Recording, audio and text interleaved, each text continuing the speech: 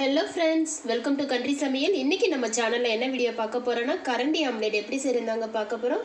வாங்க அது எப்படி சில வீடியோவில் போய் பார்த்துடலாம். அதுக்கு முன்னாடி நம்ம சேனலில் ஃபஸ்ட் டைம் பார்க்குறவங்க சப்ஸ்கிரைப் பண்ணிக்கோங்க. பக்கத்தில் இருக்கிற பெல் ஐக்கனை கிளிக் பண்ணி ஆல் பட்டனை ப்ரெஸ் பண்ணி வச்சுக்கோங்க. அப்போ தான் நாங்கள் போகிற ஒவ்வொரு வீடியோ உங்களுக்கு நோட்டிஃபிகேஷனாக வரும்.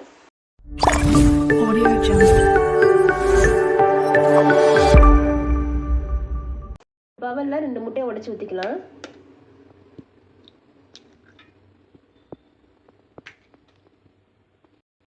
ஒரு மீடியம் சைஸ் வெங்காயத்தை சின்ன சின்ன பீசஸாக கட் பண்ணி வச்சுருக்கேன். அதை இது கூட சேர்த்துக்கலாம்.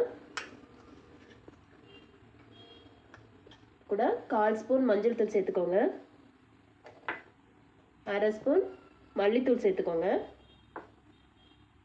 1/4 ஸ்பூன் கரம் மசாலா சேர்த்துக்கோங்க. தேவையான அளவு உப்பு சேர்த்துக்கோங்க. இல்லை 1/4 ஸ்பூன் வத்தப்பொடி சேர்த்துக்கோங்க.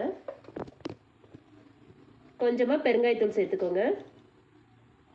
சேர்த்துட்டு நல்லா மிக்ஸ் பண்ணி விட்டுக்கோங்க. நல்லா பீட் பண்ணி எடுத்துக்கோங்க. முட்டையை நல்லா அடித்து எடுத்துக்கோங்க. இப்போ இதில் கொஞ்சமாக மல்லி இலை சேர்த்துக்கலாம். சேர்த்துட்டு நல்லா மிக்ஸ் பண்ணி விட்டுக்கோங்க. கடாயில் கொஞ்சமாக எண்ணெய் சேர்த்துக்கோங்க. தாளிக்கிற கடாய் இருக்கும்ல, அதில் எடுத்துக்கோங்க. சின்ன கடாய் வச்சுருப்பீங்கல்ல, அதில் கொஞ்சமாக எண்ணெய் சேர்த்துக்கோங்க. எண்ணெய் நல்லா காஞ்ச உடனே நம்ம பீட் பண்ணி வச்சிருந்த முட்டையை இதில் ஊற்றிக்கலாம்.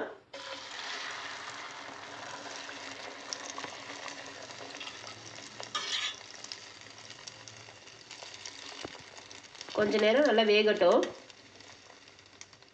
பக்கம் நல்லா வெந்த உடனே நம்ம திருப்பி போட்டுக்கலாம்.